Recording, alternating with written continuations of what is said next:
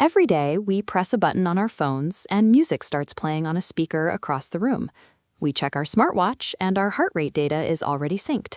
And we accomplish all of this without a single wire connecting the devices. But consider what actually happens in that physical space. How exactly does a phone push an audio signal through thin air to a completely separate piece of hardware? Over the next 6 minutes, we are going to break down the specific mechanics of the pairing process. We will look at how your device chooses between voice and data links, and we'll use that technical architecture to solve common connection problems. In this seemingly empty physical space, two entirely separate machines are executing a precise, highly structured exchange of energy. To understand how these devices stay in sync, we have to look past the settings menu and map the layers that support them. To understand how this works, we have to start with the physical layer. Bluetooth relies entirely on short-range radio waves, specifically operating on the 2.4 GHz frequency band to transfer data. Look closely at this ancient stone. These carvings belong to the Jelling runestone in Denmark, which was erected to honor King Harald Bluetooth. During his reign in the 10th century, King Harald united disparate Scandinavian factions. When modern engineers developed a unified standard to connect completely different electronic devices, like a laptop, a mouse, and a mobile phone, they adopted his name.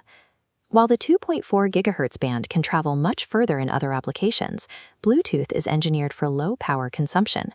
By limiting the transmitter's strength, the protocol prioritizes battery life over distance, resulting in the common 10-meter range seen in most consumer electronics. While the name comes from medieval royalty, the execution relies entirely on precise, short-range physical radio frequencies to exist. Step 1 begins the exact moment you turn on your wireless earbuds. That simple action triggers a highly structured 5-tier background negotiation process. As we see in this 5-floor blueprint, the foundation is the radio layer. When activated, it physically transmits that 2.4 GHz signal outward into the surrounding air. Once the signal reaches the receiving hardware, we move up to the baseband layer. Here, the two devices align their internal timing clocks so they tick at the exact same moment, establishing a stable physical bridge. Next is the Link Manager Protocol, or LMP. Think of this as a security checkpoint. It handles authentication and encryption to ensure your connection is completely secure before any files can be passed. Moving up, we reach the L2 cap layer. This acts as a traffic controller, taking massive blocks of incoming data and splitting them into tiny, manageable packets for transmission. Finally, we arrive at the top floor, the application layer. This is the user-facing interface, where you actually open your music player and press play. Connecting a device requires this complete 5-tier vertical handshake, executed sequentially in a matter of milliseconds. Now that the devices are securely paired, the system has to make a routing decision. It looks at your current activity to determine exactly how the incoming traffic should flow. In this split-screen comparison, the left side shows the SCL link, which is dedicated strictly to live voice calls. It pushes data continuously so your speech stays smooth, but to maintain that constant speed, it actively sacrifices error correction. On the right side, we see the ACL link, designed for music and file transfers. Unlike voice paths, this route stops to meticulously verify every single block of data. If an error occurs, the packet is immediately resent until perfectly aligned, introducing slight delays to ensure zero data loss. The system forces a constant compromise. It deliberately sacrifices perfect audio fidelity to maintain real-time speed during a phone call, and it sacrifices speed to ensure perfect data fidelity during a file transfer. Regardless of which route the system chooses, the data travels through the air neatly packaged in standardized units called frames. Here, we can see exactly how a frame is built.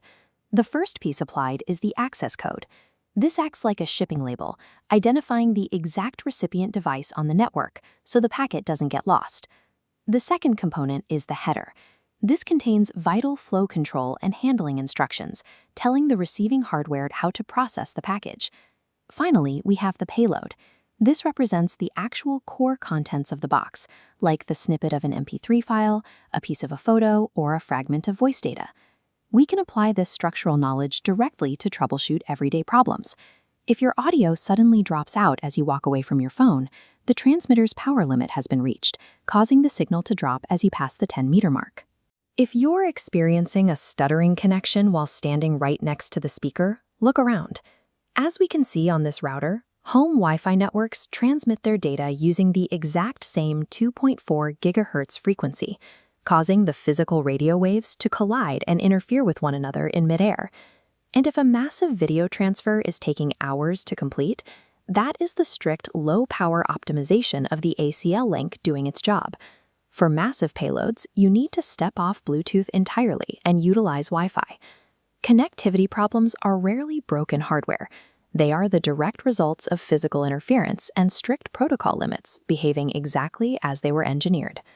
We started with a simple 2.4 gigahertz radio wave.